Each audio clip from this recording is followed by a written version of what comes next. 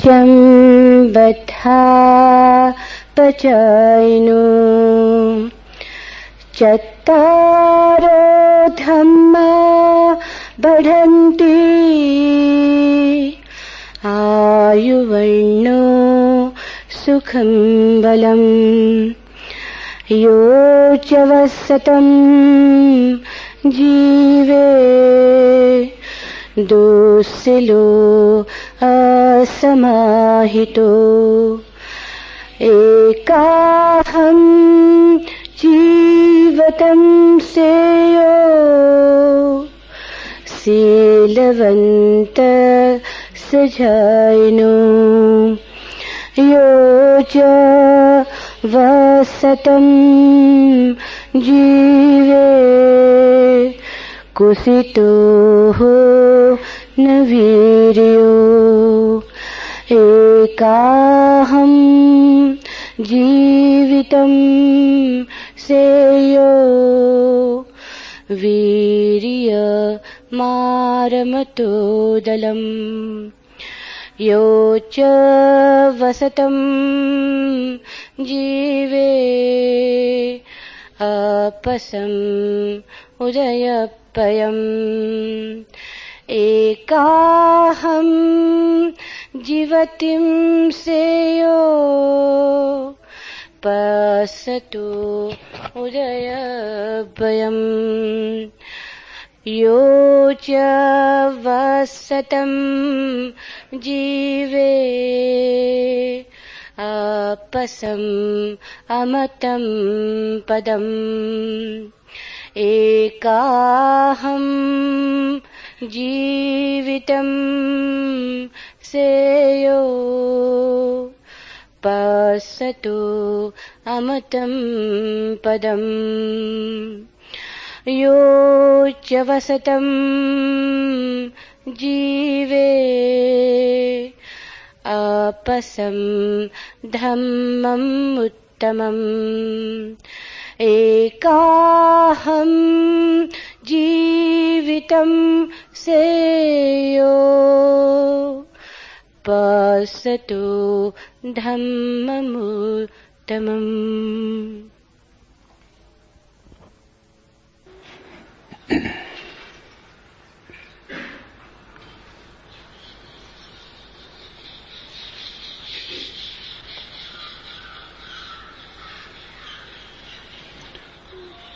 Oscar Wilde की एक छोटी सी कहानी। एक आदमी मरा। जिंदगी में लोग जो करना चाहते हैं सब करके मरा। बड़ा पद, बहुत धन, सुंदर स्त्रियां, जो भी मनुष्य की आकांक्षाएं हैं सभी को पूरी करके मरा। परमात्मा के सामने न्यायालय में उपस्थित किया गया। स्वभावतः परमात्मा नाराज था। उसने कहा बहुत पाप किए तुमने, तुम्हारे पास अपने किए गए पापों के लिए कोई उत्तर है? उस आदमी ने कहा जो मैं करना चाहता था वह मैंने किया और उत्तरदायी मैं किसी के प्रति नहीं। परमात्मा थोड़ा चौंका। उसने कहा तुम हिंसा किए, हत्या किए, खून किए? उस आदमी ने कहा निश्चित ही। तुमने धन के लिए लोगों की जानें ली, तुमने व्यभिचार किया, बलात्कार किए? उस आदमी ने कहा निश्चित ही। लेकिन उस आदमी के चेहरे पर सिकन भी न थी, न अपराध का कोई भाव था, न कोई चिंता थी। परमात्मा थोड़ा बेचैन होने लगा। अपराधी बहुत आए थे, ये कुछ नए ही ढंग का आदमी था। परमात्मा ने कहा जानते हो तुम्हारा ये बार बार कहना कि हाँ निश्चित ही मैं तुम्हें नरक भेज दूंगा। उस आदमी ने कहा तुम भेज ना सकोगे, क्योंकि मैं जहां भी रहा नरक में ही रहा। अब तुम मुझे कहां भेजोगे? मैंने नरक के सिवाय कभी कुछ जाना ही नहीं। अब तुम्हें और कहां भेजोगे जहां नरक हो सकता है? अब तो परमात्मा के चेहरे पर पसीना झलक आया। कुछ सूझा ना उसे। अब तक के सारे निर्णय, अब तक की लंबी सनातन से चली आती हुई घटनाएं कोई काम ना पड़ी, कोई फाइल सार्थक ना मालूम हुई। उसने कहा घबराहट में कि फिर मैं तुम्हें स्वर्ग भेज दूंगा। उस आदमी ने कहा यह भी ना हो सकेगा। परमात्मा ने कहा तुम आखिर हो कौन? मेरे ऊपर कौन है जो मुझे रोक सके तुम्हें स्वर्ग भेजने से? उस आदमी ने कहा मैं हूं, क्योंकि मैं सुख की कल्पना ही नहीं कर सकता, और हर सुख को दुख में बदल लेने में मैं इतना निष्णात हो गया हूं। तुम मुझे स्वर्ग ना भेज सकोगे, तुम भेजोगे मैं नरक बना लूंगा। मैंने सुख का स्वप्न भी नहीं देखा, सुख की कल्पना भी नहीं कर सकता हूं, तुम मुझे स्वर्ग कैसे भेजोगे? और कहते हैं मामला वहीं अटका है। परमात्मा सोच रहा है उस आदमी को कहां भेजे। नरक भेज नहीं सकता क्योंकि नरक में वो रहा ही है। स्वर्ग भेज नहीं सकता क्योंकि स्वर्ग भेजने का उपाय नहीं। इस कहानी को ध्यानपूर्वक समझने की कोशिश करना। ये किसी और आदमी की कहानी नहीं, सभी आदमियों की कहानी। तुम वहीं भेजे जा सकते हो जहां तुम जाना चाहते हो। और अगर सुख की तुम्हारे जीवन में स्वप्न की भी क्षमता खो गई है तो तुम्हें कोई भी स्वर्ग नहीं दे सकता। स्वर्ग कोई दान नहीं, स्वर्ग किसी के अनुग्रह से न मिलेगा, अर्जित करना होगा। सुख भी सीखना पड़ता है, सुख का स्वाद भी सीखना पड़ता है। और अगर तुम स्वाद को न जानो तो सुख पड़ा रहेगा तुम्हारी थाली में, तुम उसे चख ना सकोगे, तुम उसे अपना खून मांस मज्जा ना बना सकोगे, वो तुम्हारी रक्त की धार में ना बह सकेगा, वो तुम्हारे जीवन की रसधार ना बनेगी। और दुख भी तुम्हारा जीवन का ढंग है। तुम्हारे हाथ में जो पड़ जाता है तुम दुख में बदल देते हो। जो देखते हैं दूर और गहरा, उनसे अगर पूछो, जागे हुओं से पूछो, तो वो कहेंगे सुख और दुख होते ही नहीं, तुम ही हो। वही घटना सुख बन जाती है किसी के हाथ में, वही घटना दुख बन जाती है। कोई उसी घटना को दुर्भाग्य बना लेता है, कोई उसी को सौभाग्य बना लेता है। सारी बात तुम पर निर्भर है। तुम अत्यंतिक निर्णायक हो। परमात्मा भी तुम्हें स्वर्ग नहीं भेज सकता, नरक नहीं भेज सकता। तुम जहां होना चाहते हो वहीं हो और वहीं रहोगे। तुम्हारी स्वतंत्रता अंतिम है, तुम अपने मालिक हो। बुद्ध का इस बात पर गहनतम जोर है कि तुम अपने मालिक हो, कोई और मालिक नहीं। इसलिए बुद्ध ने परमात्मा की बात ही नहीं की। उन्होंने कहा बात ही क्या उठानी, आदमी आत्यंतिक रूप से जब खुद ही निर्णायक है तो परमात्मा को छोड़ ही दो। परमात्मा को बीच में लाने से भ्रम बढ़ सकता है। भ्रम इस बात का कि चलो मैं गलती करूंगा तो वो क्षमा कर देगा, कि चलो मैं भूल चूक करूंगा तो वो राह पे लगा देगा। इस भूल चूक करने में सुविधा मिल सकती है। परमात्मा की आड़ में कहीं ऐसा ना हो कि तुम अपने को बदलने के उपाय छोड़ दो। तो बुद्ध ने कोई आड़ ही न थी। बुद्ध ने कहा कोई आड़ की जरूरत नहीं, क्योंकि अंततः तो परमात्मा भी तुम्हारे विपरीत कुछ ना कर सकेगा, हो तो भी कुछ ना कर सकेगा। और जब तुम ही करने वाले हो, तुम ही निर्णायक हो, तो ये परमात्मा शब्द कहीं ऐसा ना हो कि तुम्हारी बेईमानियों को, तुम्हारी धोखाधड़ियों को छिपाने का आधार बन जाए। इसे हटा ही दो। इसलिए बुद्ध का सारा जोर तुम पर है, मनुष्य पर है। बुद्ध का धर्म मनुष्य केंद्रित धर्म है, उसमें परमात्मा की कोई भी जगह नहीं। इसका यह अर्थ नहीं है कि बुद्ध के धर्म में परमात्मा का आविर्भाव नहीं होता, होता है, लेकिन मनुष्य से होता है। परमात्मा कहीं दूर आकाश में बैठा हुआ किसी सिंहासन पर नहीं है, मनुष्य के हृदय से ही उठती है वो सुगंध, दूर आकाश को व्याप्त कर लेती है। और धर्मों का परमात्मा अवतरित होता है, हिंदू कहते हैं अवतार। बुद्ध का परमात्मा अवतरित नहीं होता, ऊपर से नीचे नहीं आता, ऊर्ध्वगमित होता है, नीचे से ऊपर जाता है। ज्योति की तरह, वर्षा की तरह नहीं। वर्षा ऊपर से नीचे गिरती है, आग जलाओ लपटें ऊपर की तरफ भागती। तो बुद्ध कहते हैं जहां चैतन्य की ज्योति जलने लगी वहां परमात्मा प्रकट होने लगता है।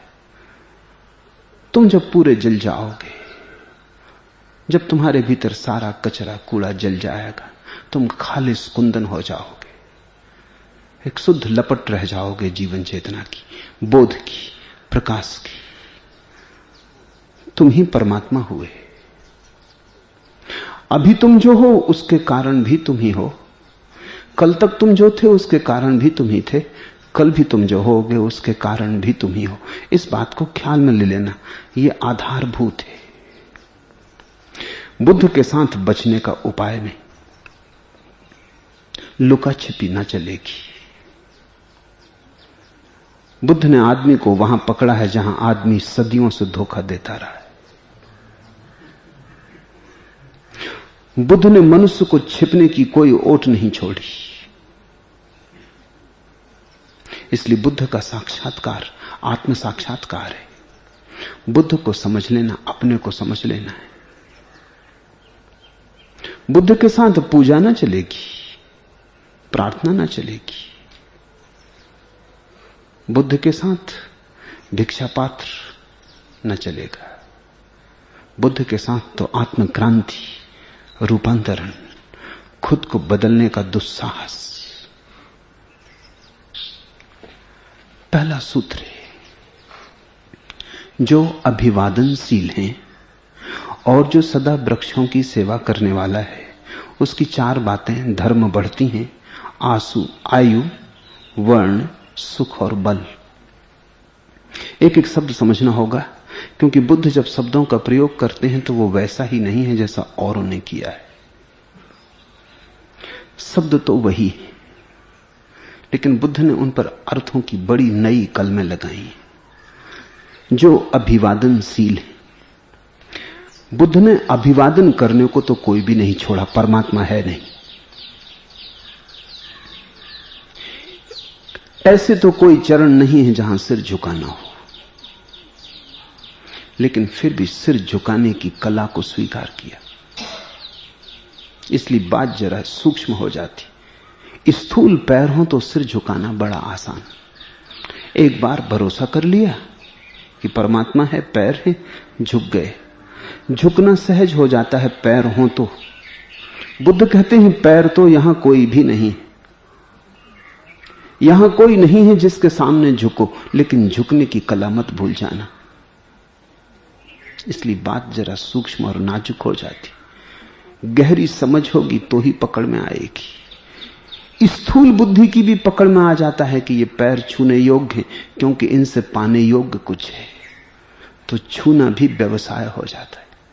मंदिर में जाके लोग झुक लेते हैं परमात्मा के चरणों में, पाने की आकांक्षा है कुछ, इन चरणों से मिल सकेगी, इन चरणों के प्रसाद से मिल सकेगी। ये झुकना ना हुआ, सौदा हुआ। ये तुम परमात्मा का भी उपयोग करने चले गए। ये प्रार्थना ना हुई, इसे तुम प्रार्थना मत कहना। ये तो परमात्मा को भी साधन बना लेना हुआ। तुमने कभी ऐसी प्रार्थना की है जिसमें कुछ न मांगा हो? अगर नहीं तो फिर प्रार्थना की ही नहीं। भक्ति शास्त्र कहता है प्रार्थना करना, मांगना मत, नहीं तो प्रार्थना खंडित हो जाएगी। बुद्ध एक कदम और आगे ले जाते, वो कहते हैं प्रार्थना भी करना, मांगना भी मत, और कोई है भी नहीं जिससे तुम मांग सको। इसलिए मांगोगे तो तुम कोरे आकाश में अपने से ही बातें कर रहे हो। इसलिए मांगना सिर्फ तुम्हारे अज्ञान की सूचना होगी। मगर अभिवादन, झुकने की कला, विनम्रता, समर्पित होने का भाव, यह बहुमूल्य है। बुद्ध ने जोर परमात्मा से हटा दिया, तुम पर ला दिया। अभिवादन तुम्हें करना है, कृतज्ञता ज्ञापन तुम्हें करना है, अनुग्रह का भाव तुम्हें करना है। कोई वहां है स्वीकार करने वाला या नहीं। नमस्कार तुम्हें करनी है, कोई वहां है नमन योग्य या नहीं। इस व्यर्थ चिंता में मत पड़ो, क्योंकि नमस्कार ही वरदान है। तुम झुके इसमें ही पा लिया। कोई देता नहीं है, झुकने से मिलता है। वहां कोई दाता नहीं बैठा है कि तुम झुकोगे, ज्यादा झुकोगे तो ज्यादा देगा, कम झुकोगे तो कम देगा। दिन रात झुकते ही रहोगे तो देता ही चला जाएगा। जो न झुकेंगे उनको सजा देगा, जो विपरीत चलेंगे उनको नरक में डाल देगा। ऐसा वहां कोई भी नहीं है। तुम्हारे झुकने से ही मिलता है, झुकने में ही मिलता है, झुकना ही मिलना है। इसलिए बात बिल्कुल आंतरिक है, तुम्हारी है, आत्मगत है। अकड़े खोया, झुके पाया। अकड़ से खोया, झुकने से पाया। न किसी ने छीना, न किसी ने दिया। परमात्मा को ऐसा बुद्ध ने हटा दिया। मंदिर नहीं मिटाया, परमात्मा को हटा दिया। इसे थोड़ा समझो। मंदिर को तो बनाए रखा, परमात्मा की मौजूदगी भी बाधा थी। मंदिर पूरा खाली ना हो पाता था। परमात्मा की मौजूदगी के कारण तुम झुकते भी थे तो स्वार्थ आ जाता था। परमात्मा की मौजूदगी के कारण तुम जितना नहीं झुकना चाहते थे, कभी कभी अतिशय कर जाते थे, उतना भी झुक जाते थे, धोखा आ जाता था। परमात्मा की मौजूदगी तुम्हें बिल्कुल नितांत अकेला ना होने देती थी। तुम पूरे पूरे स्वयं ना हो पाते थे। कभी तुमने ख्याल किया, दूसरे की मौजूदगी कभी अकेला नहीं होने देती। तुम अपने स्नान गृह में स्नान कर रहे हो, अचानक तुम्हें ख्याल आ जाए कोई चाबी के छेद से झांक रहा है, सब बदल गया। एक क्षण में सब बदल गया। अब तुम वही नहीं हो जो क्षण भर पहले थे। क्षण भर पहले दर्पण के सामने मुंह बिचका रहे थे। बचपन आया था, लौट गए थे पीछे, खुश थे, गीत गुनगुना रहे थे। लाख कहते हैं लोग तुमसे गीत गुनगुनाओ, तुम कहते हो गला नहीं। स्नान गृह में भूल जाते हो, सभी गुनगुनाने लगते। स्नान गृह में न गुनगुनाने वाला आदमी खोजना मुश्किल है, सभी वहां गायक हो जाते। तुम ऐसे काम कर लेते हो कि अगर तुम भी अपने को पकड़ लो करते हुए तो शर्मा जाओ। मगर कोई झांकता है चाबी के छेद से, सब बदल गया। तुम वही न रहे जो क्षण भर पहले थे। मौजूदगी ने तुम्हें झूठा कर दिया। बुद्ध कहते हैं परमात्मा की मौजूदगी तुम्हें सच्चाई न होने देगी, क्योंकि उसको तो चाबी के छेद से झांकने की जरूरत नहीं, वो तो सभी जगह मौजूद है। तुम नहा रहे हो, वो खड़े। तुम कुछ भी करो, उनसे तुम बच के ना जा सकोगे। वो तुम्हें स्थान न देंगे, वो तुम्हें चारों तरफ से घेर लेंगे, तुम बंधे बंधे हो जाओगे। तो बुद्ध ने कहा परमात्मा से मुक्त हो जाना मोक्ष का पहला कदम। तभी तुम्हारी सहजता प्रकट होगी, तभी तुम सहज स्फूर्त होगे। कोई नहीं है, तुम ही हो निर्णायक, नियंता, मालिक। इसे तुम स्वच्छंदता मत समझ लेना, क्योंकि इसी के साथ आता है परम दायित्व। क्योंकि फिर तुम्हारे ऊपर जो भी बीत रहा है उसके जिम्मेवार भी तुम ही हो।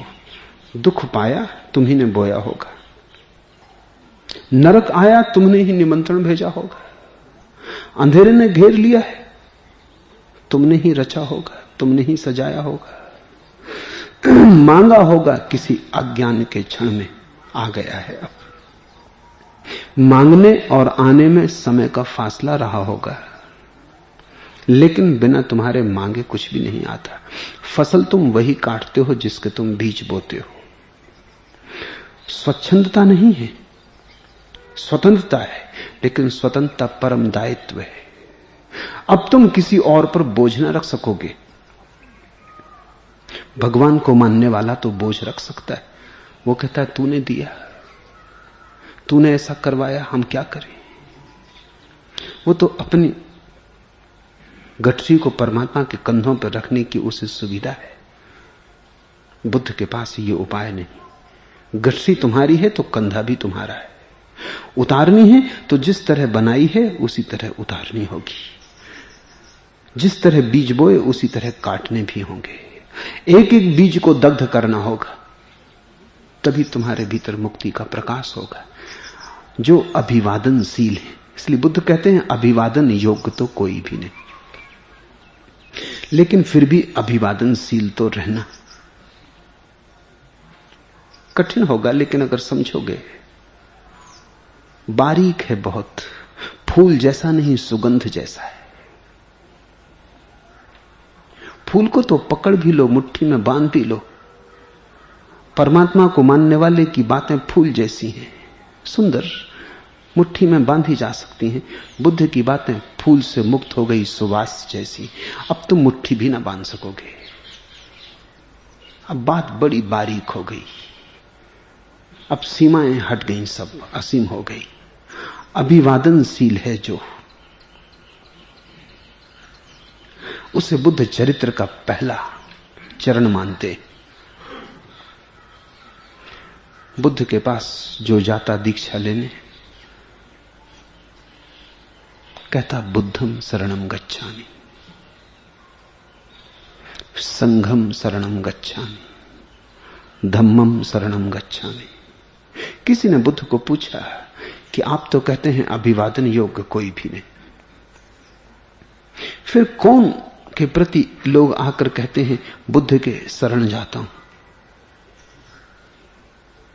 तो बुद्ध ने कहा बुद्ध का अर्थ ही वही है जिसने जान लिया कि मैं नहीं। शून्य के प्रति शरण जाते। मैं सिर्फ बहाना हूं, मैं नहीं रहूंगा तब भी ये पाठ जारी रहेगा। मेरे होने न होने से इसमें कोई फर्क ना पड़ेगा। मैं था, मैं नहीं था, इससे कोई अंतर नहीं पड़ता। ये बुद्ध पुरुष की शरण नहीं जाते, बुद्धत्व की शरण जाते, बोधि की शरण जाते, होश की शरण जाते, जागरण की शरण जाते, स्मृति की शरण जाते। मैं तो बहाना हूं। जैसे सुगंध आई हो और तुम्हें कठिन हो जाए कहां अभिवादन करो, तो फूल को अभिवादन कर दो, बाकी सुगंध तो अब मुक्त हो गई है। फूल चला भी जाए तो भी सुगंध इस आकाश में व्याप्त रहेगी। बुद्ध आते हैं जाते हैं, बुद्धों की सुवास तो सदा बनी रहती है। जिनके पास देखने की क्षमता होती, अनुभव करने की क्षमता होती, उनके लिए बुद्ध कभी मिटते नहीं। और जिनकी आंखें अंधी हैं, कान बहरे हैं, उनके सामने भी साकार बुद्ध की प्रतिमा खड़ी होती तो भी उन्हें कुछ दिखाई पड़ता नहीं। जो अभिवादनशील है, जो सदा वृक्षों की सेवा करने वाला है। वृक्षों की? कहां यह आदमी परमात्मा से मुक्त होने की बात करता है? कहां कहता है वृक्षों की सेवा? वृक्ष बुद्ध के लिए प्रतीक है जीवन का, विकास का, हरियालीपन का, ताजगी का, गति का। बुद्ध के मरने के 500 वर्ष तक बुद्ध की कोई प्रतिमा नहीं बनाएगी, क्योंकि बुद्ध ने कहा जरूरत क्या है, मैं जिस वृक्ष के नीचे ज्ञान को उपलब्ध हुआ था उसी की पूजा कर लेना। इसलिए बोधि वृक्ष की पूजा चली। 500 वर्षों तक बुद्ध के मंदिर बने, उनमें सिर्फ बोधि वृक्ष का प्रतीक बना देते थे, काफी था। वृक्ष जीवन का प्रतीक है।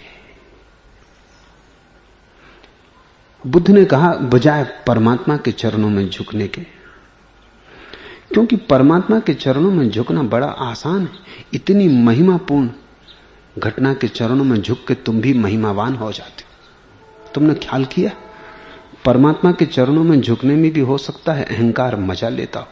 हम कोई साधारण किसी के चरणों में थोड़ी झुक रहे हैं, परमात्मा के चरणों में झुक रहे हैं। ये राम के चरण, ये कृष्ण के चरण, और हम झुकने वाले, हम भी कुछ छोटे ना रहे। वृक्षों के चरणों में झुकना, ये बात ही कुछ बेबूझ हो जाती। बुद्ध ये कह रहे हैं झुकना ही हो तो छोटों के चरणों में झुकना। बुद्ध ये कह रहे हैं झुकना ही हो तो ऐसे चरणों में झुकना कि कहीं झुकने में से ही अहंकार ना निकलने लगे। अब वृक्ष के चरणों में झुक के क्या अहंकार निकलेगा? लोग हंसे भला, लोग कहें क्या कर रहे हो?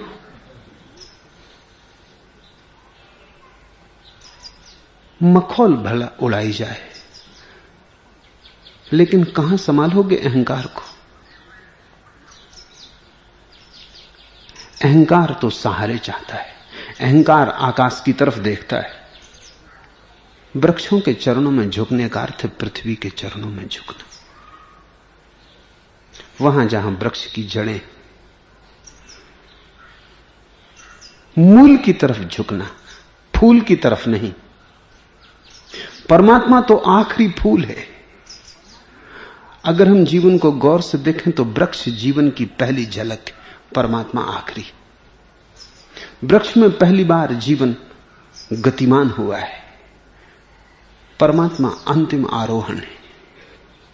तुम अंतिम की तरफ मत झुकना, तुम प्रथम की तरफ झुकना, क्योंकि यात्रा पहले ही कदम से होती है, अंतिम कदम से नहीं।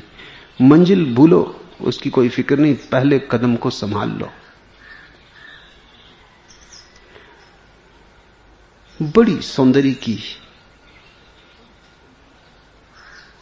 का प्रतीक है वृक्ष, शांति का, मौन का, ताजगी का, नएपन का। अतीत के बोझ को नहीं ढोता, प्रतिपल नया है। छाया का, शीतलता का, विश्राम का।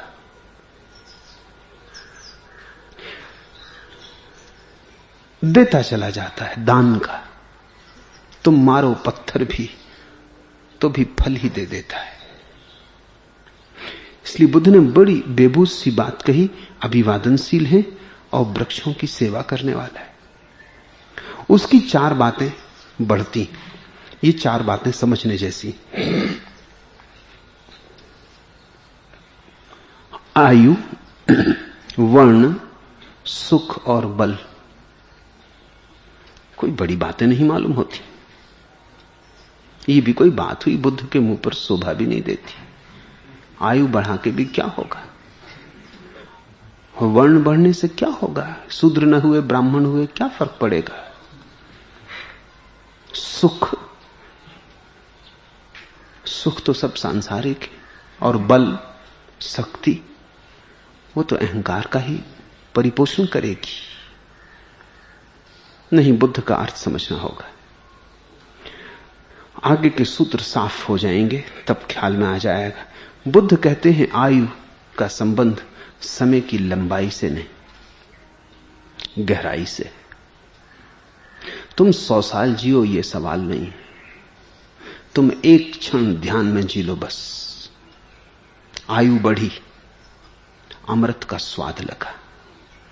100 साल भी जियो तो स्वप्न में ही जीते हो। वो जीना वास्तविक आयु नहीं है, आयु का भ्रम है। जैसे कोई रात सपना देखे और सपने में 1000 साल जिए, सुबह जाग के पाए हाथ खाली के खाली, क्या सुबह कहेगा रात बड़ी लंबी आयु पाई? स्वप्न में गमाई, लंबी हो कि छोटी क्या फर्क पड़ता है। आयु को बुद्ध कहते हैं ध्यान पूर्वक एक क्षण भी उपलब्ध हो जाए तो शाश्वत है। ध्यान से समय के पार जाने का द्वार खुलता है। जिसे हम आयु कहते हैं वो समय की लंबाई है, जिसे बुद्ध आयु कहते हैं वो शाश्वत में छलांग है, वहां कोई समय नहीं। समय के नीचे उतर जाना है, समय से गहरे उतर जाना है। जैसे सागर की छाती पर लहरें हैं, तुम डुबकी लगा लो, लहरों के नीचे उतर गए। ऐसी समय की लहरें हैं सनातन शाश्वत की छाती पर, तुम डुबकी लगा लो, तुम गहरे उतर गए। वहां है असली आयु, वहां बुद्ध पुरुष जीते। वर्ण से बुद्ध का अर्थ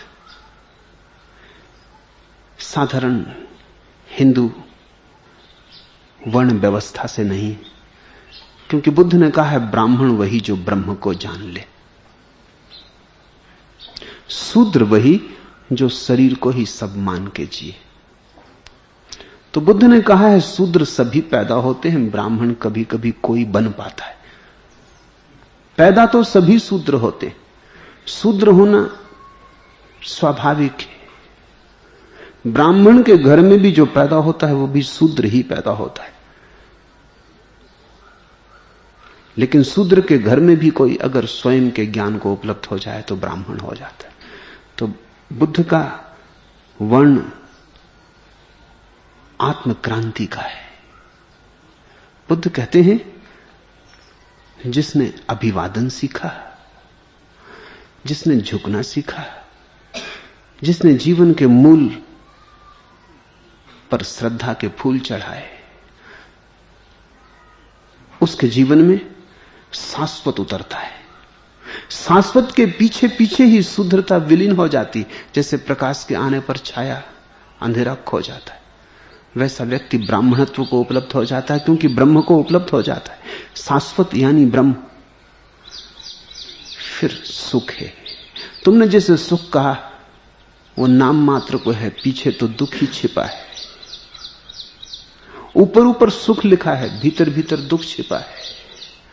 बुद्ध सुख उसे कहते हैं जो प्रथम में सुख, मध्य में सुख, अंत में सुख, जो कहीं से भी चखो तो सुख, जिसे कैसे ही उल्टो पलटो तो सुख, जिसको तुम कुछ भी करो तो सुख। जापान में बुद्ध का महान सन्यासी भक्त हुआ, बोधि धर्म, उसकी प्रतिमा पूजी जाती है। जापान में उसका नाम है दारुमा। तुमने दारुमा की जापानी गुड़ियां देखी होंगी। उन गुड़ियों की खूबी यह है कि उनको फेंको कैसा ही, वो हमेशा पालथी मार के बैठ जाती। उनकी पालथी बजनी, अंदर शीशा भरा है। उनको फेंको, उल्टा सीधा लुढ़काओ, कुछ भी करो, कोई उपाय नहीं। दारुमा हमेशा अपनी पालथी मार के बुद्ध की भांति बैठ जाती। इसको बुद्ध सुख कहते। तुम कुछ भी करो, उल्टा करो, सीधा करो, ऐसा वैसा, यहां से चखो, वहां से चखो, तुम उसे सुख ही पाओगे, जो प्रथम में, मध्य में, अंत में सुख है। तुमने जिन्हें सुख जाना है वो प्रथम तो सुख मालूम होते, मालूम हुए भी नहीं कि जहर फैला, स्वाद लिया भी नहीं था कि तिक्तता आने लगी, हाथ बढ़ाया ही नहीं था कि कांटे चुभने लगे। ये सुख नहीं, ये तो ऐसा ही है जैसा मछली को पकड़ने के लिए हम कांटे में आटा लगाते। कोई आटा खिलाने को थोड़ी मछलियों को बांध के बंसी में बैठा हुआ है, आटे में कांटा छिपाया हुआ है। मछली कांटा नहीं खाएगी, आटा खाएगी, लेकिन जो बंसी लगा के बैठा है उसकी नजर कांटे पर है। जिनको तुमने सुख कहा है उनके भीतर कांटे छिपे। फंसोगे तुम कांटे में, जाओगे आटे की आशा में। हजार हजार अनुभव के बाद भी हम सीखते नहीं। जहां जहां सुख दिखाई पड़ता है फिर दौड़ जाते, फिर कहीं आटा दिखाई पड़ा, चली मछली। सब अनुभव को विसरा के, सब भूल के। पहले भी ऐसा ही हुआ था, लेकिन आशा बड़ी अद्भुत है। आशा से बड़ी कोई शराब नहीं। आशा कहती कौन जाने इस बार वैसा ना हो, आटा ही आटा हो। एक बार कांटा था, हजार बार कांटा था, लेकिन 1001वीं बार हो सकता है कांटा न हो। अब तक बहुत दुख पाया, इससे ये तो सिद्ध नहीं होता आगे भी दुख होगा। एक और प्रयास करके देख लें। बस आशा ऐसे ही एक प्रयास के सहारे जीती। तुम फिर वही भूलें करते हो। तुम फिर उसी चाक में भरमते हो और आशा तुम्हें भरमाए चली जाती। बुद्ध कहते हैं सुख उस घटना को जो शाश्वत और ब्रह्म के अनुभव से उपलब्ध होती, और बल जब तुम अत्यंत निराकार हो जाते हो तब तुम्हारे भीतर से बल प्रवाहित होता है। जब तुम बांस की पोंगरी बन जाते हो तब तुम्हारे भीतर से अनंत की धारा प्रवाहित होने लगती। तब तुम सिर्फ द्वार होते हो। बल तुम्हारा तो हो ही नहीं सकता, क्योंकि अंश का क्या बल, खंड का क्या बल, अखंड का ही बल हो सकता है। बूंद का क्या बल, सागर का ही हो सकता है। जब बूंद अपने को सागर में खो देती, विराट के साथ एक हो जाती, तो बलवान होती। बुद्ध कहते हैं तुम जब तक अपने को पकड़े रहोगे निर्बल रहोगे, जैसे ही छोड़ा बलवान हुए। ये बल हमारा साधारण पद प्रतिष्ठा, तलवार, धन, तिजोरी का बल नहीं। ये बल शून्य का बल है, मिटने से उपलब्ध होता है। जीसस ने कहा है जो अपने को बचाएंगे खो जाएंगे, जो अपने को खो देंगे केवल वही बचते। उसी बल की बात हो रही है। जिंदगी जिससे इबारत है तो वो जीस्त कहां। यूं तो कहने के तई कहिए कि हां जीते, ऐसे कहे चले जाते हैं कि हां जीते, मगर जिंदगी जिसको कहें जिंदगी, वो कहां है? वो कहीं दिखाई नहीं पड़ती। जिंदा होके भी हम मरे मरे से, न बल है, न सुख है, न ब्राह्मणत्व है, न शाश्वत की कोई झलक है। सब तरफ से मौत ने घेरा, इसे तुम जिंदगी कहे चले जाते हो। प्रतिपल गंवाए चले जाते हो और इसको तुम विकास कहे चले जाते हो। हर सुख दुख बनता जाता है, हर स्वर्ग की आशा नरक में परिवर्तित होती जाती है, फिर भी तुम कहे चले जाते हो कि जिंदगी है। जिंदगी जिससे इबारत हो तो वो जीस्त कहां। यूं तो कहने के तई कहिए कि हां जीते। ऐसा किसको धोखा दे रहे हो? जिस दिन तुम्हें समझ में आ जाता है कि यह धोखा अपने को है, उसी दिन क्रांति की शुरुआत होती, सूत्रपात होता है। और ध्यान रखना, जिस ऊर्जा से नरक बनता है उसी ऊर्जा से स्वर्ग भी बनता है,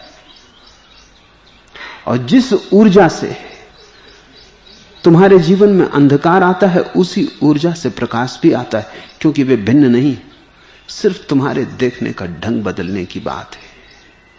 जहां घृणा करती है वास, जहां शक्ति की अनुभुज प्यास, जहां न मानव पर विश्वास, उसी हृदय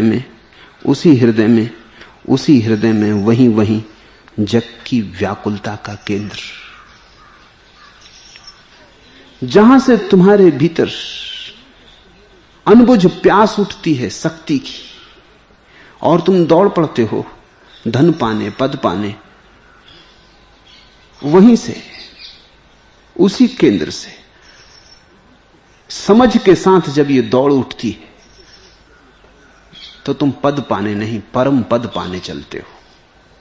तब तुम धन जो बाहर है उसे पाने नहीं, धन जो भीतर है उसे पाने चलते हो।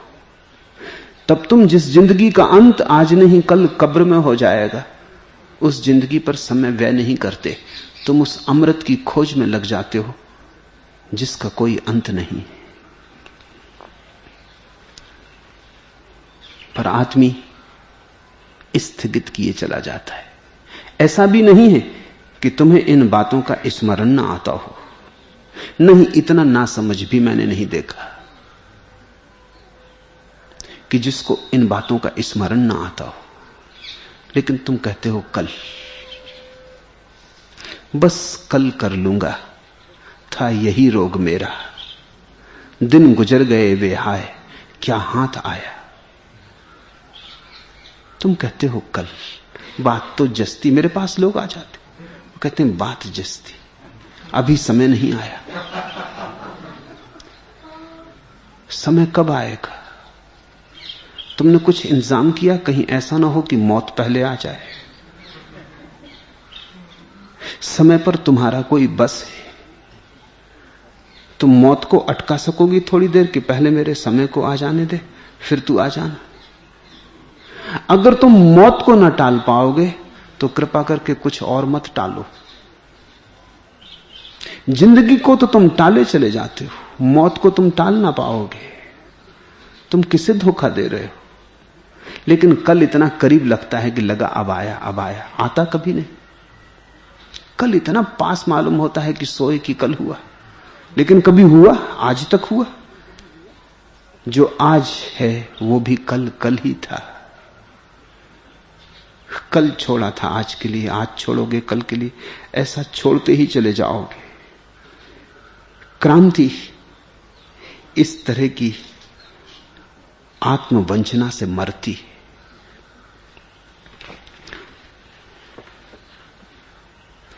दुशील और असमाहित होकर 100 साल जीने की अपेक्षा सीलवंत और ध्यानी का एक दिन का जीना भी श्रेष्ठ है। दुराचरण में असमाहित होकर, और दुराचरण में असमाहित कोई होगा ही। लोग मेरे पास आते हैं, वो पूछते हैं मन में बड़ी अशांति है, कोई उपाय? मैं उनसे पूछता हूं पहले फिक्र करो अशांति है क्यों? क्योंकि अशांति कारण नहीं है, कार्य है। अशांति बीज नहीं है, फल है। बीज खोजो। तुम जरूर कुछ ऐसा करना चाह रहे हो जिससे अशांति पैदा हो रही। तुम जरूर ऐसा कुछ कर रहे हो जिससे अशांति पैदा हो रही। उसे तो तुम करते जाना चाहते हो और अशांति से भी बचना चाहते हो। यह असंभव है। जैसे एक आदमी तेज दौड़ रहा है, छाती हाँपने लगी, वो कहता है छाती ना हाँपे, ऐसी कोई तरकीब बता दीजिए। लेकिन दौड़ जारी रखना चाहता है। कहता दौड़ेंगे तो हम दौड़ने से कैसे रुक जाएं? असल में तो छाती ना हाँपे इसीलिए पूछते हैं ताकि ठीक से दौड़ सके। मेरे पास राजनेता आ जाते, वो कहते मन में बड़ी अशांति है, रात नींद नहीं आती। मैं कहता हूं कि राजनीतिक को और नींद आती है, चमत्कार। तुम्हें नहीं आती, ये स्वाभाविक है। अब या तो राजनीति छोड़ दो या नींद को जाने दो। अक्सर तो वो नींद ही छोड़ने को राजी होते। वो कहते हैं कि फिर अब थोड़ा सा तो फासला रह गया है, पहुंचे हैं, उपमंत्री हो गए हैं, मंत्री हुए जाते हैं, या मंत्री हो गए हैं तो मुख्यमंत्री होने की बात है। अब थोड़े दिन और सही, इतना भूले भटके, थोड़े दिन और सही। लेकिन कभी कोई जान के भूला भटका है?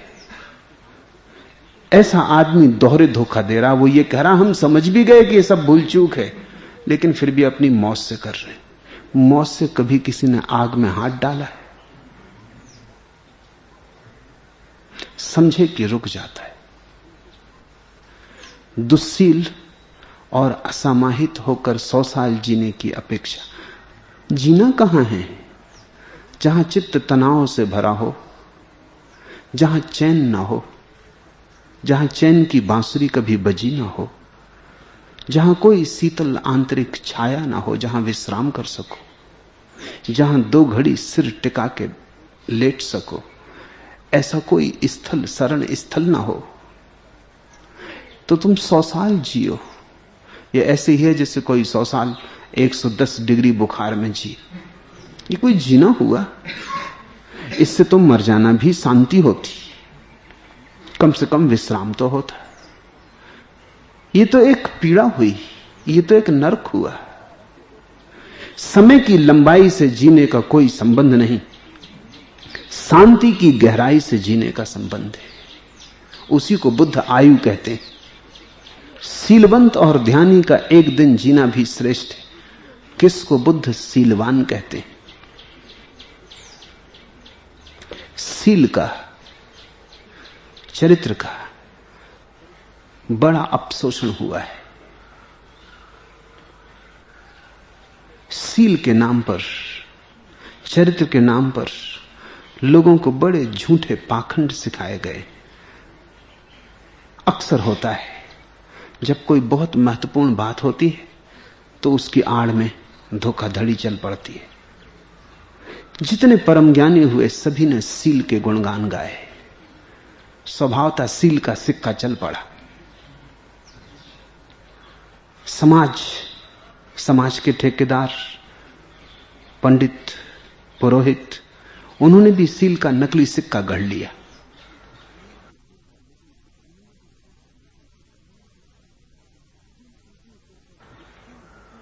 जब सील की इतनी चर्चा चली और सारे बुद्ध पुरुषों ने सील की बात कही तो स्वभाव था नकली सिक्के भी चल गए।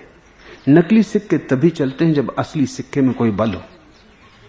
तुमने नकली सिक्कों के नकली सिक्के तो नहीं देखे, असली सिक्कों के ही नकली सिक्के चलते हैं।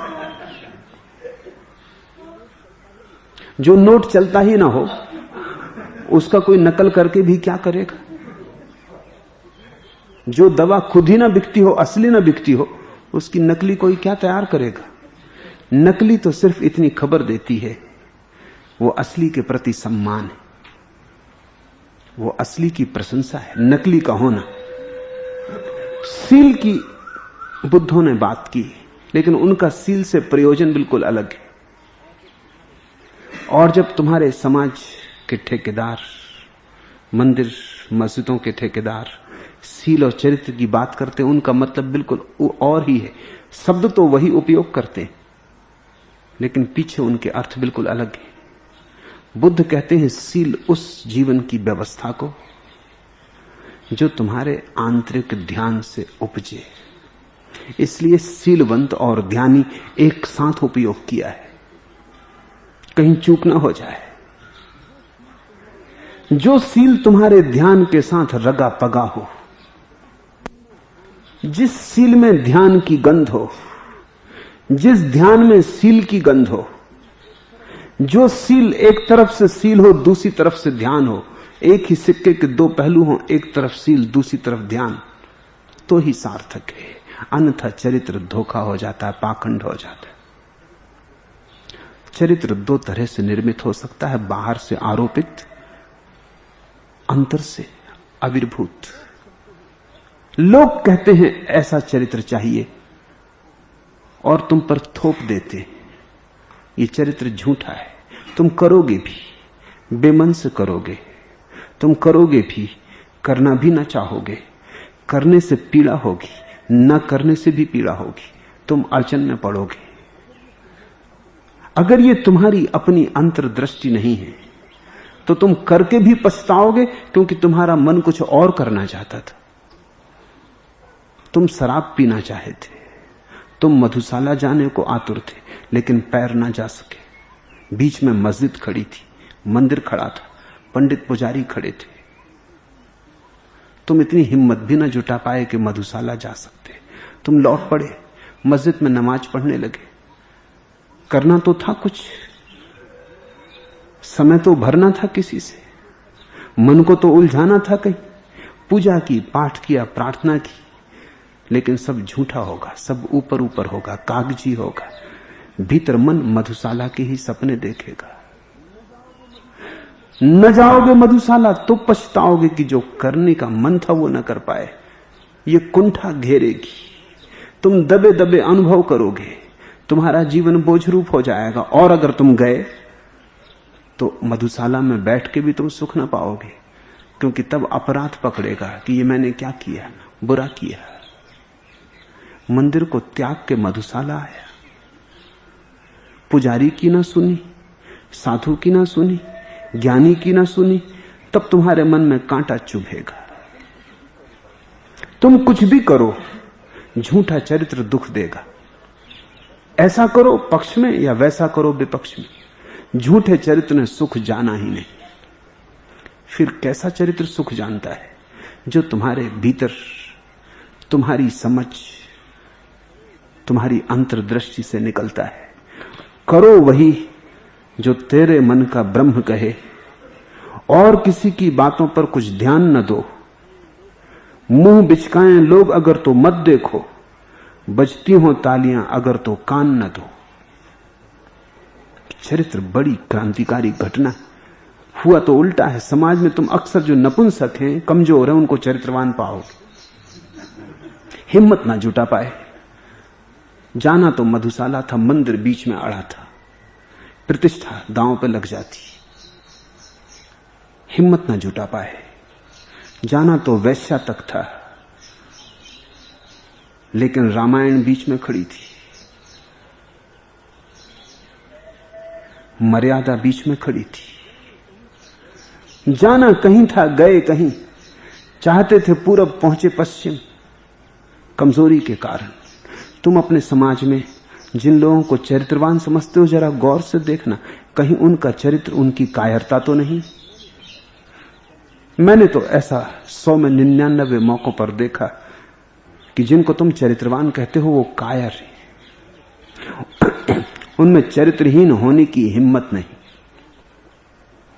तो उन्होंने चरित्र का चोगा ओढ़ लिया है। वो कहते हैं हम चरित्रहीन होना ही नहीं चाहते, लेकिन उनके भीतर वही कीड़ा काटता रहता है। अक्सर मेरे पास लोग आते हैं, वो कहते हैं दूसरे चरित्रहीन हैं, बेईमान हैं, धोखेबाज हैं, फल फूल रहे हैं, और हम जैसा शास्त्र में कहा है वैसे ही कर रहे हैं। कोई आशा नहीं दिखाई पड़ती, कोई सफलता नहीं मिलती। चरित्रवान और ऐसी बात कहेगा?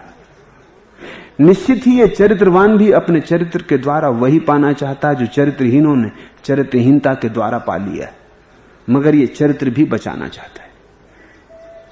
ये वैश्यालय भी जाना चाहता है शोभा यात्रा में बैठकर।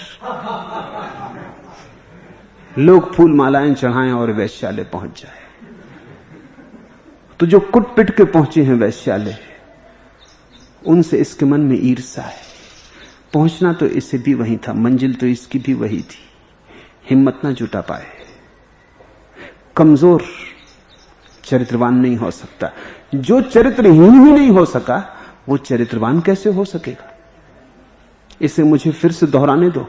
जो चरित्रहीन भी होने की हिम्मत ना जुटा पाया, वो चरित्रवान होने का साहस कैसे जुटा पाएगा? चरित्र क्या चरित्रहीनता से भी गया बीता है? चरित्र तो महाऊर्जा है। करो वही जो तेरे मन का ब्रह्म कहे, और किसी की बातों पर कुछ ध्यान न दो।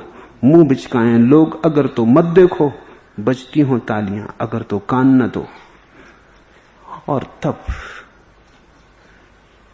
संघर्ष से, घर्षण से, भूल चूक से, गिरने उठने से, भटकने से, फिर राह पर आने से तुम्हारे भीतर निखार आता है। तुम पकते हो, अनुभव पकाते। बस जो भी करो बोधपूर्वक करना, ध्यानपूर्वक करना। जो भी करो निरीक्षण करते हुए करना, सजग भाव से करना। वही ध्यान का अर्थ है। तो कोई भी तुम्हें भटका ना पाएगा।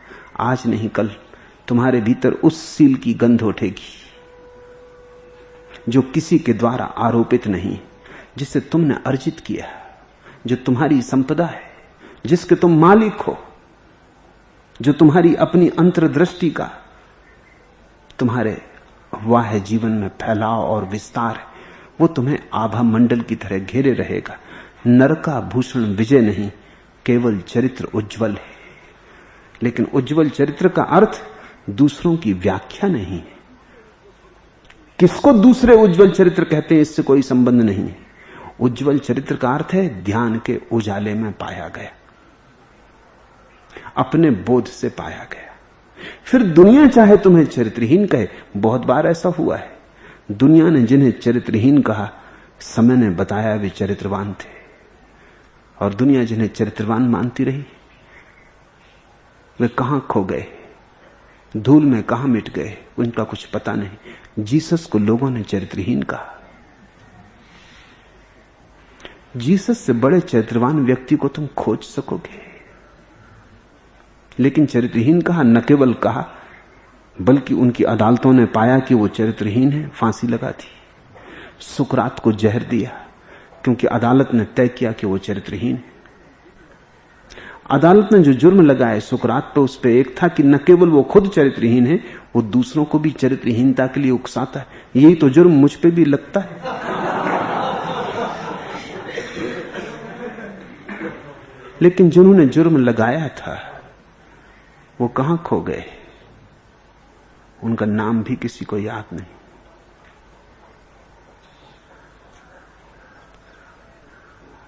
सुकरात का चरित्र रोज रोज उज्जवल होता गया। जैसे जैसे आदमी की समझ बढ़ी, वैसे वैसे अनुभव में आया कि ये आदमी जो कह रहा था ये समाज की धारणाओं के विपरीत था, लेकिन जीवन की आंतरिक अवस्था के विपरीत नहीं था। समाज चरित्रहीन है, इसलिए जब भी तुम्हारे बीच कोई चरित्रवान व्यक्ति पैदा होगा, समाज अड़चन अनुभव करता है, समाज को बेचैनी शुरू होती। समाज ऐसा चरित्र चाहता है जो समाज की चरित्रहीनता में व्याघात उत्पन्न ना करे। ऐसा चरित्र चाहता है जो बस ऊपर ऊपर हो, जिससे कोई अड़चन जीवन की व्यवस्था में, ढांचे में ना आए। गहरा चरित्र समाज नहीं चाहता। समाज चाहता है चरित्र की बात करो। समाज कहता है सत्य, अहिंसा, प्रेम की बात करो, उपदेश दो।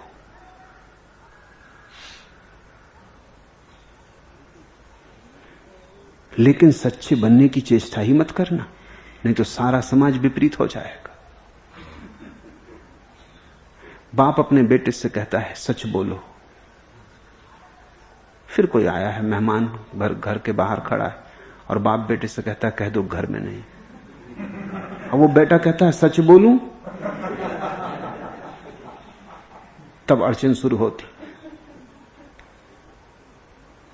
ये बेटा दुश्मन जैसा मालूम पड़ेगा जब ये कहेगा सच बोलूं, और अगर ये बेटा जाके कह दे कि पिताजी भीतर हैं और उन्होंने कहा है कि घर पर नहीं, तो समझ में आएगा कि सच बाप चाहता भी नहीं था कि सच बोलो। वो तो ये कह रहा था कि अपने बेटों को भी यही सिखा देना कि सच बोलो। बोलता कौन है? ये सिखाने की बातें हैं, ये सामाजिक रीति रिवाज, औपचारिकता है। सच बोलने ही मत लगना, सच बोलने की बात करते रहना, इससे झूठ बोलने में सुविधा होती। सच की चर्चा करो, एक हाथ सच की बात करता रहे, दूसरे हाथ से जेब काट लो। बेईमानी करने के लिए ईमानदारी का थोड़ा सा धुआं तो पैदा करना जरूरी। असल में अगर तुम साफ साफ बेईमान हो जाओ तो तुम बेईमानी ना कर सकोगे। कैसे करोगे? अगर तुम सबसे कह दो कि मैं झूठ बोलता हूं तो तुम सच्चे हो गए, अब और कैसे झूठ बोलोगे? अगर तुम लोगों से कह दो कि मैं चोर हूं और चोरी करो, कैसे चोरी कर पाओगे? तुम तो अचोरी की दशा में यात्रा शुरू हो गई तुम्हारी। अगर चोरी करनी है तो शोरगुल मचाना कि चोरी पाप है, डंका बजाना कि चोरी पाप है, इतने जोर से बचाना कि कोई ये तो सोच ही ना सके कि तुम और चोरी कर सकते हो। इतने शोरगुल मचाने वाला आदमी चोरी करेगा? कभी नहीं।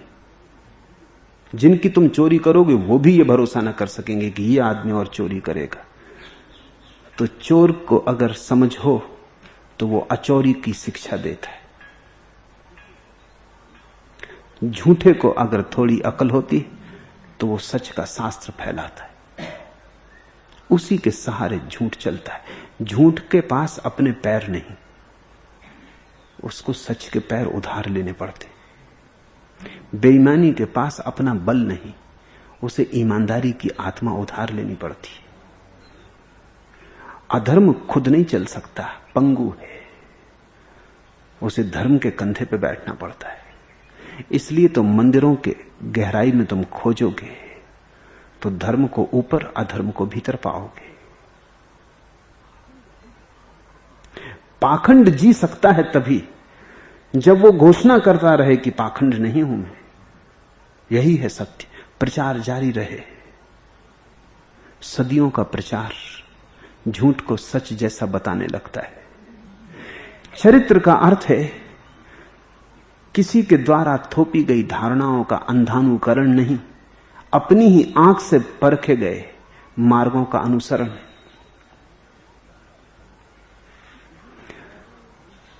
जहां भुजा का पंथ एक हो, अन्य पंथ चिंतन का सम्यक रूप नहीं खुलता उस द्विधाग्रस्त जीवन का। तुम्हारा हाथ कुछ करे, तुम्हारा मन कुछ करे, तो तुम दुविधा में रहोगे। तुम्हारा सम्यक रूप कभी खुल ना सकेगा। तुम जो करो वही तुम्हारा भीतर का मन भी कहे, तुम जो कहो वही तुम करो भी। तुम्हारे भीतर एक समस्वरता हो, समस्वरता यानी सील। इसलिए बुद्ध कहते हैं दुशील और असमाहित। जो आदमी सील को छोड़ेगा उसके भीतर की समता, समाहितता, सामंजस्य, संगीत, समन्वय खो जाएगा। सील, समाहित, समाधिस्थ, उसके भीतर सब शांत हो जाएगा, समता हो जाएगी, सम्यक्त्व हो जाएगा। और 100 साल अशांत जीने की बजाय सीलवंत और ज्ञानी का एक क्षण का जीना भी श्रेष्ठ है। आलसी और अनुद्यमी होकर 100 साल जीने की अपेक्षा दृढ़ उद्यमशील का एक दिन जीना भी श्रेष्ठ है। आलसी और अनुद्यमी होकर, आलस्य का अर्थ क्या है? आलस्य का अर्थ है जीवन तो मिला लेकिन हम उपयोग नहीं करेंगे। सुबह हुई लेकिन उठेंगे नहीं। सुबह का अर्थ है उठो, भोर हुई, रात गई, पक्षी भी जाग गए, जिनको तुम पशु कहते हो निंदा से, वो भी उठ गए। वृक्षों ने भी आंखें खोल दी, फूल सूरज की खोज पर निकल पड़े, सब तरफ जीवन उठा। तुम पड़े हो। तुम ये कह रहे हो कि भगवान तूने मार क्यों ना डाला? तू मार ही डालता तो अच्छा था, हम उठने को तैयार ही नहीं। तुम में और कब्र में पड़े आदमी में फर्क क्या है? आलस्य का अर्थ है तुम जीवन का अवसर खो रहे हो। जहां ऊर्जा बहनी चाहिए, जहां ऊर्जा का प्रवाह होना चाहिए, जहां ऊर्जा नृत्यवान होनी चाहिए, वहां तुम बैठे हो सुस्त काहिल मुर्दे की भांति। जहां प्रेम की तरंग उठनी थी वहां तुम उदास बैठे रहे, धूल चढ़े। जहां तुम्हारा चित्त का दर्पण चमकना था, जीवन का प्रतिफलन होता, वहां तुम पड़े रहे एक कोने में, अपने को अपने ही हाथ से अस्वीकार किए। आलस्य का अर्थ है जीवन अवसर देता तुम खोते, जीवन बुलाता तुम सुनते नहीं, जीवन आवाहन देता तुम बहरे रह जाते, जीवन हजार हजार तरफ से चोटें करता उठो, तुम ऐसे जड़ की चोटों को धीरे धीरे पी जाते, अभ्यस्त हो जाते, पड़े रहते अपनी जगह। आलसी और अनुद्यमी होकर 100 साल जीने की अपेक्षा फिर फायदा क्या? आलस्य है क्रमिक आत्मघात। मरना ही हो एकदम से मर जाओ। ये धीरे धीरे का मरना क्या? ये आहिस्ता आहिस्ता मरना क्या? जीना हो भबक कर जी लो। पश्चिम की एक बहुत विचारशील महिला रोजा लग्जमबर्ग का बड़ा प्रसिद्ध वचन है कि अगर जीना हो मसाल को दोनों तरफ से जलाकर जी लो। अगर जीना हो, अगर न जीना हो तुम्हारी मर्जी, मसाल को जलाओ ही मत। अगर दूसरे भी आग लगा जाएं तो धुआं फेंकते रहो। जरा गौर से अपनी मसालें देखना, धुआं ही धुआं निकलता रहता है, लपट का पता ही नहीं चलता। लेकिन जहां भी धुआं है वहां लपट छिपी। जरा हिम्मत जुटाओ, जरा खोजो। धुआं खबर दे रहा है आग की। धुआं ही धुआं उठाते रहोगे जिंदगी में, फिर सुख न पाया, आनंद न पाया, रस न पाया, शिकायत किसकी? आलसी अनुद्यमी होकर 100 साल जीने की अपेक्षा दृढ़ उद्यमशील का एक दिन जीना भी श्रेष्ठ। बुद्ध पुरुष की तरह एक क्षण जीना भी श्रेष्ठ। हजारों साल बुद्धुओं की भांति जीने की बजाय एक क्षण की प्रज्वलित चेतना सब झलका जाती, एक क्षण का प्रज्वलित बोध सारे जगत को खोल जाता, सारे रहस्य उगाड़ जाता, सब पर्दे उठा जाता, सब घूंघट हटा जाता। सब जो मिलना चाहिए एक क्षण में मिल सकता है। तुम्हारी त्वरा चाहिए। बहुत शेष है, बहुत शेष है, बहुत शेष है। हम मत भूलें, हम मत अपना गुणगान करें। जिस घर को छूने सागर की लहरें दौड़ रही हैं, आओ उस घर के मालिक से कुछ पहचान करें। ऐसा सोच के मत बैठे रहना कि बहुत शेष है, बहुत शेष है, बहुत शेष है, जल्दी क्या है। ऐसा सोच सोच के आलस्य को मत सजाते संवारते रहना। जिस घर को छूने सागर की लहरें दौड़ रही, जरा गौर से देखो सागर की लहरों को, कितनी उतंग है, कितनी उतावली है, कितनी प्यासी है, कैसी भागदौड़ मची, कैसी प्रतिस्पर्धा है। जिस घर को छूने सागर की लहरें दौड़ रही हैं, आओ उस घर के मालिक से कुछ पहचान करें। और तुम्हें मौका मिला है मनुष्य होने का। घर से ही नहीं, घर के मालिक से पहचान हो सकती। सागर तो किनारों को छू के लौट जाएंगी, किनारे का राजा अपरिचित रह जाएगा। सागर तो घर की दीवालों को छू के लौट जाएंगी, तो भी इतनी उतावली है। तुम घर के मालिक से पहचान कर सकते थे, लेकिन तुम्हारे चैतन्य के सागर की लहरें उठती तो ही। उद्दाम वेग चाहिए, त्वरा चाहिए। ऐसे धीमे धीमे टिमटिमाते टिमटिमाते जीना क्यों? भबक कर दोनों ओर से जले मसाल, उसको ही बुद्ध जीवन कहते। तब तुम्हारे जीवन में क्रांति घटित होती, लंबाई समाप्त हो जाती, गहराई शुरू होती। तब तुम ऐसे एक लहर से दूसरी लहर पर नहीं जाते, एक लहर से सीधे सागर की गहराई में जाते हो।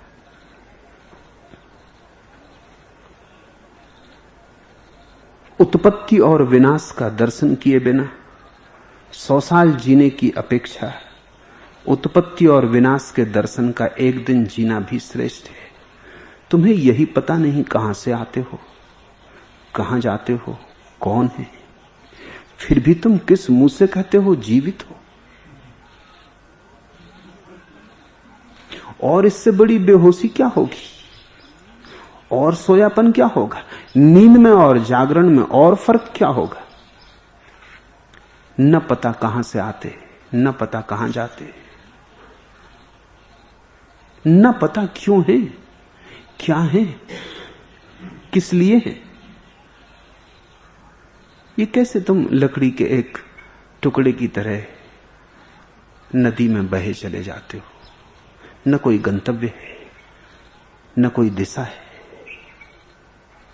न कोई बोध है। थपेड़ों पर परिस्थितियां जहां ले जाती, तुम एक दुर्घटना हो, और दुर्घटना के ऊपर उठना साधना है। पश्चिम में एक शब्द जोर से प्रचलित होता जा रहा है, एक्सीडेंटल मैन, दुर्घटनात्मक आदमी। आदमी एक दुर्घटना मालूम होता है। ऐसा लगता है चीजें घट रही हैं, घटती जाती, कुछ भी हो रहा है, क्यों हो रहा है, सन्निपात जैसा मालूम होता है। कुछ कारण नहीं दिखाई पड़ता, कुछ आकस्मिक संयोग मिल जाते हैं, कुछ हो जाता है, फिर तुम छिटक जाते हो, फिर कुछ संयोग मिल जाते हैं, फिर हो जाता है।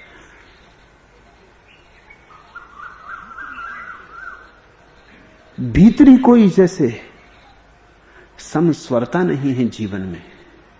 ऐसे समझो कि गुलाब का पौधा है, चमेली के पास लगा था, चमेली का फूल खिलाया। पौधा गुलाब का था, चमेली के पास लगा था, नकल में पड़ गया, चमेली का फूल खिलाया। अब मुश्किल हुई खड़ी, ये चमेली का फूल गंधहीन होगा, क्योंकि गंध तो गुलाब की हो सकती थी। ये चमेली का फूल छाती पे बोझ होगा, ये फूल हो ही नहीं सकता, पत्थर होगा। क्योंकि फूल का तो मतलब यह है कि प्राण भीतर फूल जाएं, खिल जाएं, प्रफुल्लित हो जाएं। भीतर की नियति तो अधूरी रह गई, अधभरी रह गई, ये तो कुछ का कुछ हो गया। दुर्घटना का अर्थ है जो तुम होने को हो वो तो नहीं हो पाते, कुछ का कुछ हो जाते हो। जैसा मैं लोगों को देखता हूं, किसी को भी उस जगह नहीं पाता जहां उन्हें होना चाहिए। लोग असंगत स्थितियों में बैठे।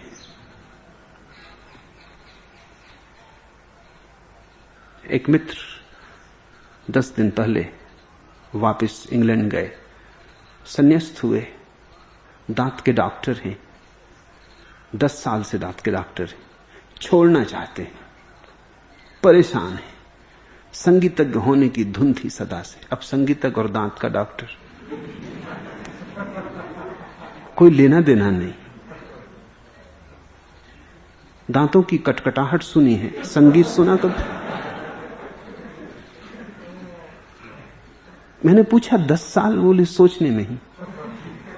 दांत का डॉक्टर भी नहीं हो पा रहा हूं क्योंकि मन वहां लगता नहीं, करता हूं दिन भर, मगर लगता है ये मैं क्यों समय खो रहा हूं, ये जीवन गया, ये दिन और गया, ये एक दिन और रीता, मौत और करीब आई। जो हाथ वीणा को छूने चाहिए थे, जो वीणा को छूने को आतुर हैं, वो व्यर्थ लोगों की दांतों की सफाई करने में लगे। दांत के डॉक्टर होने में कुछ बुराई नहीं, लेकिन तुम्हारी नियति हो, दुर्घटना ना हो। क्योंकि जिसको दांत का डॉक्टर होना था वो अगर वीणा लेके बैठ जाए तोड़ डालेगा।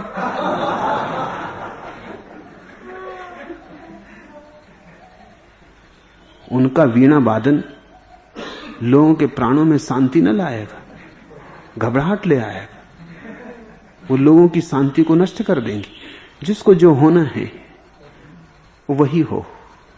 लेकिन ये तो कैसे, हमें उत्पत्ति का ही पता नहीं, हम कैसे बनते हैं, हम कैसे होते हैं, हम कैसे बिखरते हैं, ये तो हमें जब तक अपने स्वभाव से पहचान न होगी तब तक हम दुर्घटना ही रहेंगे।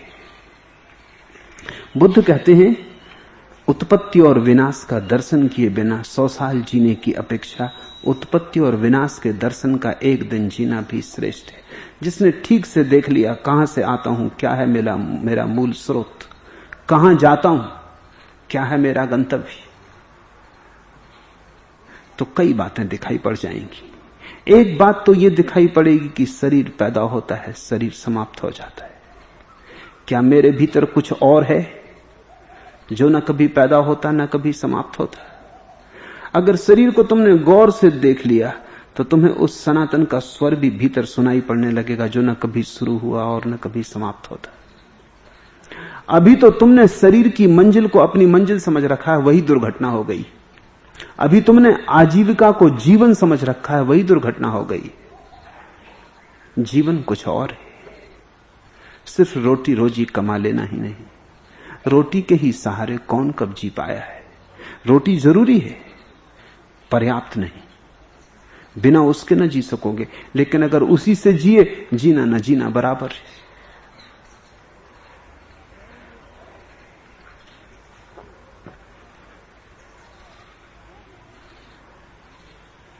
होड़ देवों से लगाई, मनुज भी बनना न सीखा, विश्व को वामन पगों से नापने की कामना है।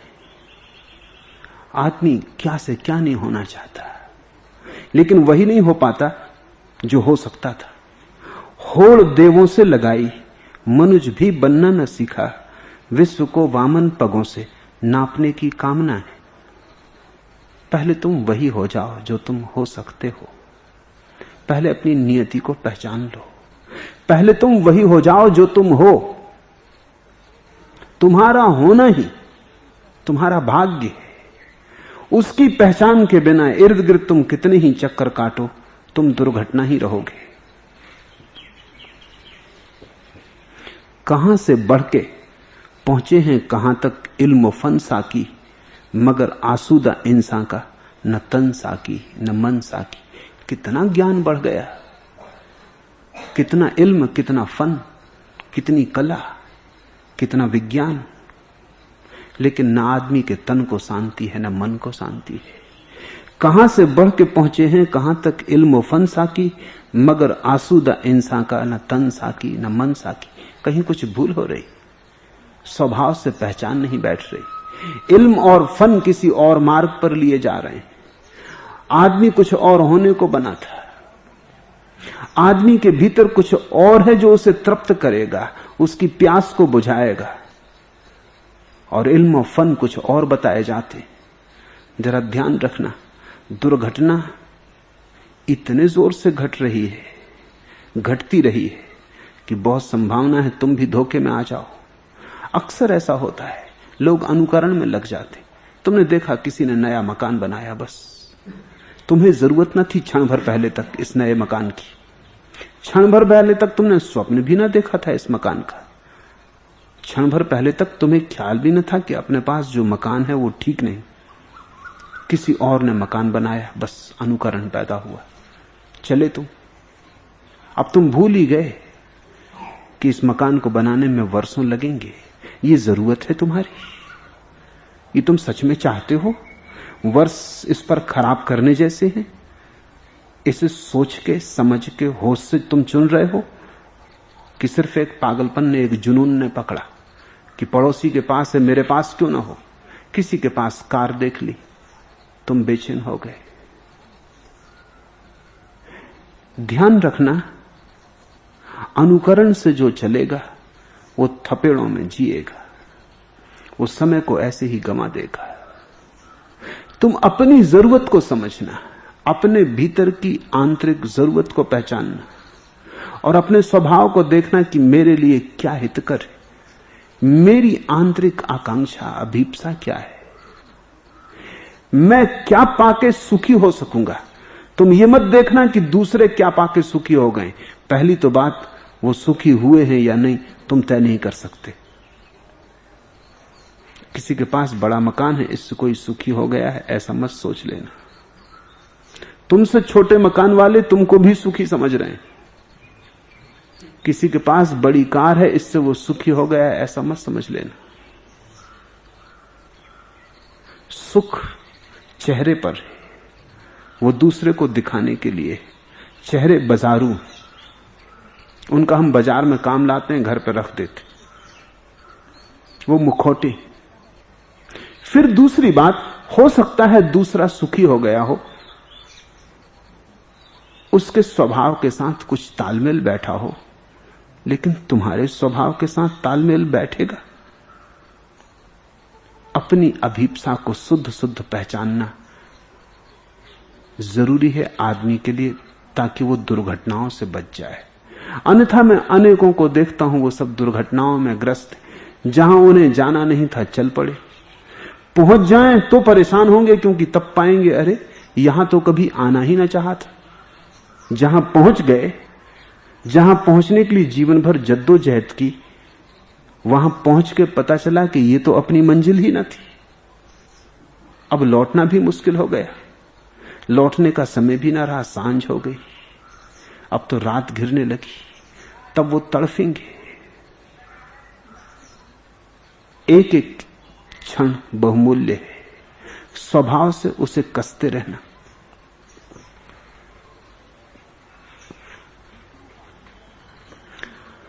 दूसरों का अनुकरण करने का कुछ बुनियादी कारण है, और वो कारण यह है कि अपना ही अनुकरण करने में हमें आश्वस्तता नहीं मालूम होती। पता नहीं ठीक हो कि ना हो, दूसरों ने तो करके दिखा दिया है। ये देखो महावीर पहुंच गए, ये देखो बुद्ध पहुंच गए, ये तो पहुंच गए, इनका पहुंचना तो प्रमाणिक है। अब हम चलेंगे अंधेरे में टटोलेंगे, पता नहीं पहुंचे कि भटके, बेहतर किसी के पीछे हो ले।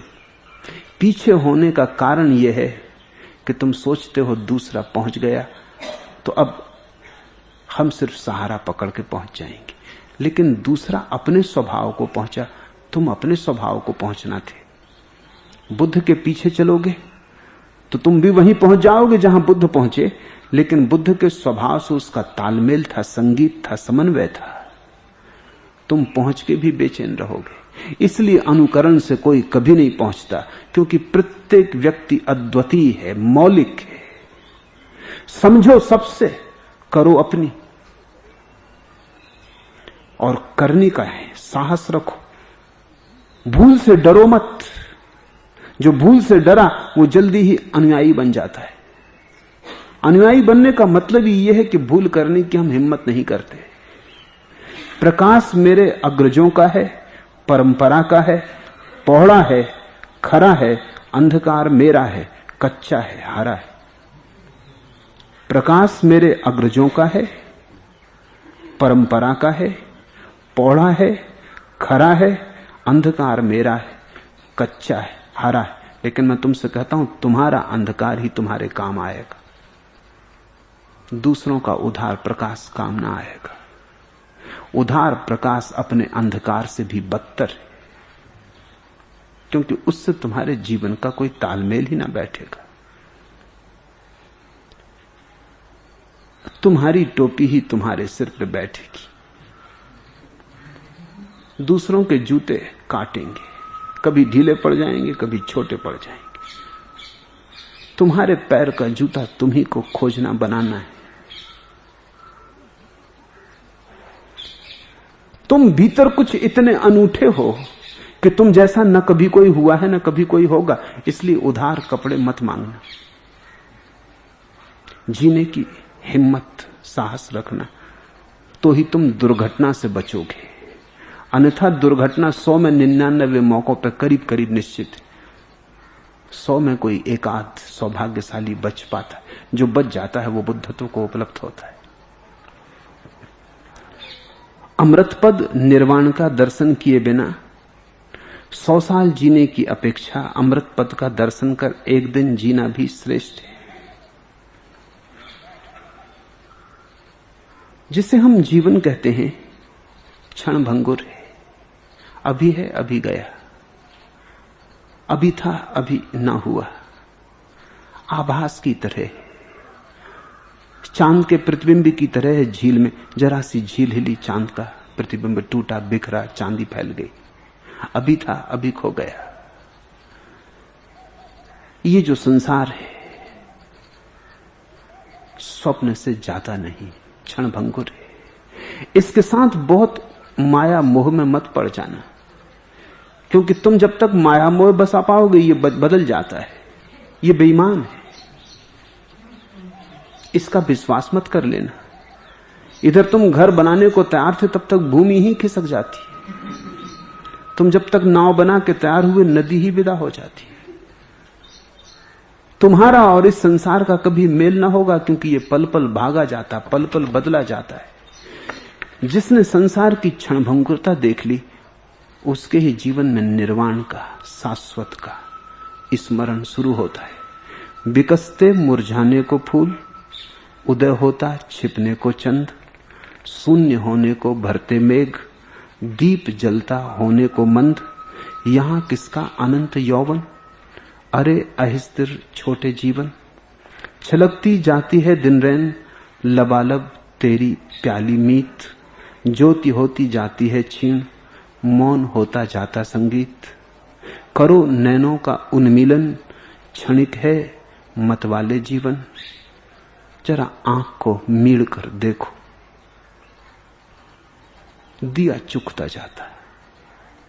जरा आंख खोल के देखो, संगीत समाप्त होता जाता है। जरा गौर से चारों तरफ देखो, यहां कुछ भी ठहरा हुआ नहीं, सब बदला जा रहा है। इस बदलते हुए प्रवाह में तुमने घर बनाने की सोची, सराय तक बनाते तो ठीक था, रात का विश्राम ठीक था, सुबह चल पड़ना होगा। रुक जाते, पड़ाव समझते, ठीक था, समझदारी थी। घर बनाने बैठ गए हो, स्थायी घर बना रहे हो। अस्थाई तत्वों से स्थायी घर बनाने की कामना की है तो दुख पाओगे, तो भरमोगे, भटकोगे, और निर्वाण का परम पद तुम्हारे ख्याल में भी ना आएगा। गुंचा चटका और आप पहुंची खिजा, फसल गुल की थी फकत इतनी बिसात, इधर खिला भी नहीं फूल की, आ गया पतझड़। इतनी ही बिसात है। आदमी को तुमने खिलते देखा? कली खिल कहां पाती, कभी कभी खिलती, तब तो हमें बुद्धों का स्मरण हजारों साल तक रखना पड़ता है। बुद्धों का मतलब है जिनकी कली खिली, अधिक लोग तो कली की तरह ही मर जाते। गुंजा चटका और आ पहुंची खिजा, फसल गुल की थी फकत इतनी बिसात, बस इतनी सी सीमा। खिल भी ना पाए और मौत आ गई, हंस भी ना पाए और आंसू गिराए। डोला उठा भी ना था कि अर्थी उठ गई। इसे गौर से जो देखता है, पहचानता है, समझता है, धीरे धीरे पाता है यहां घर बनाने जैसा नहीं। अमृत में घर बनाएंगे, मरण धर्मा में क्या घर बनाना, निर्वाण में घर बनाएंगे, संसार में क्या घर बनाना। यहां कुछ भी तो साथ देगा नहीं। संगी साथी सब 2 दिन के आश्वासन है, सांत्वना है, संतोष है। कौन किसका साथी है? राह पर मिल लिए, थोड़ी देर साथ हो लिए, फिर राहें अलग हो जाती हैं, फिर हम अलग हो जाते हैं। कौन होता है बुरे वक्त की हालत का शरीक? मर्तदम आंख को देखा है कि फिर जाती। औरों की तो बात ही छोड़ दो, अपनी ही आंख फिर जाती, वही साथ नहीं देती। कौन होता है बुरे वक्त की हालत का शरीक? मरते वक्त देखा है, मर्तदम आंख को देखा है, फिर जाती। यहां सब ख्याली पुलाव है, यहां सब सपने का जाल है, यहां कोई अपना नहीं, यहां कोई संगी साथी नहीं। शाश्वतता में साथ खोजो। तो बुद्ध का वचन है, अमृत पद जो कभी मरे ना, जो मरण धर्मा नहीं। अमृत पद का दर्शन किए बिना 100 साल जीने की अपेक्षा अमृत पद का दर्शन कर एक दिन जीना भी श्रेष्ठ है। उत्तम धर्म का दर्शन किए बिना 100 साल जीने की अपेक्षा उत्तम धर्म का दर्शन कर एक दिन जीना भी श्रेष्ठ है। उत्तम धर्म उस प्रक्रिया का नाम है जिससे अमरत्व उपलब्ध होता है। उत्तम धर्म उस विधि का नाम है जिससे तुम समय से हटके शाश्वत के करीब आते। उत्तम धर्म उस कीमिया का नाम है जिससे तुम दूसरों के आरोपित चरित्र से मुक्त होकर अपने सील के निकट आते। उत्तम धर्म उस विज्ञान का नाम है जिससे तुम दुर्घटना से बचते और तुम्हारे जीवन में गंतव्य दिशा आती। धर्म तो बहुत है, उत्तम धर्म एक है। धर्म तो हिंदू है, मुसलमान है, ईसाई है, जैन है, बौद्ध है। उत्तर धर्म, उत्तम धर्म विशेषण शून्य। उत्तम धर्म शास्त्र में नहीं, स्वयं में। उत्तम धर्म किसी दूसरे के सिखाए नहीं सीखा जाता, अपने ही अनुभव, अपने ही जीवन की कसौटी पे कस कस के पाया जाता है। धर्म सीखा जा सकता है, उत्तम धर्म जिया जाता है। वेद में, कुरान में, बाइबल में जो है वो धर्म है। अब तो धम्मपद में जो है वो भी धर्म है। जब तुम्हारे भीतर जागरण होता है और तुम गवाह हो जाते हो वेदों के, कुरानों के, बाइबलों के, धम्मपदों के। जब अभी तो ऐसा होता है, तुम वेद पढ़ते हो, तुम कहते हो शायद ठीक हो, शायद ठीक ना हो, कौन जाने। अभी तुम चेष्टा करके मान भी लो कि बुद्ध जो कहते हैं ठीक ही कहते होंगे, तो भी ये चेष्टा ही होगी, श्रद्धा ना होगी। भीतर कहीं संदेह खड़ा ही रहेगा। लेकिन फिर एक ऐसी घड़ी आती तुम्हारे ही ध्यान की, तुम्हारे ही मौन की, कि तुम भी इसी सत्य के दर्शन को उपलब्ध होते हो जिसको बुद्ध उपलब्ध हुए, महावीर उपलब्ध हुए, वेदों के ऋषि उपलब्ध हुए, मोहम्मद ने पाया, क्राइस्ट ने पाया। तुम्हारी आंखें भी उसी परम सत्य को देखती। तुम खुद ही आ गए गौरी शंकर के करीब। अब ये कोई सुनी सुनाई बात ना रही, ये अब कोरी हवा में उठी बात ना रही। अब ये तुम्हारा अपना अंतर्दर्शन, ये तुम्हारा अनुभव हुआ। ये शीतलता तुमने पाई, ये आनंद तुमने भोगा, ये नाच तुम्हारे जीवन में उठा, ये सुगंध तुम्हें घेर गई। अब तुम ये कह सकते हो कि वेद सही है, इसलिए नहीं कि वेद सही होने चाहिए, बल्कि इसलिए कि मेरा अनुभव कहता है। अब तुम कह सकते हो कि बुद्ध ठीक है, इसलिए नहीं कि बुद्ध गलत नहीं हो सकते, बल्कि इसलिए कि अब मेरा बुद्धत्व कहता है कि उनके ठीक होने के अतिरिक्त तो और कोई उपाय नहीं। मैं गवाह हूं। उत्तम धर्म का अर्थ है जिस दिन तुम गवाह बन जाओ, और वैसा जीवन ही जीवन है। बुद्ध कहते हैं एक क्षण भी उत्तम धर्म का जीवन जी लिया, अर्थात अपने अनुभव का, अपनी ज्योतिर्मयता का, तो 100 वर्ष जीने से बेहतर है। आज इतना है।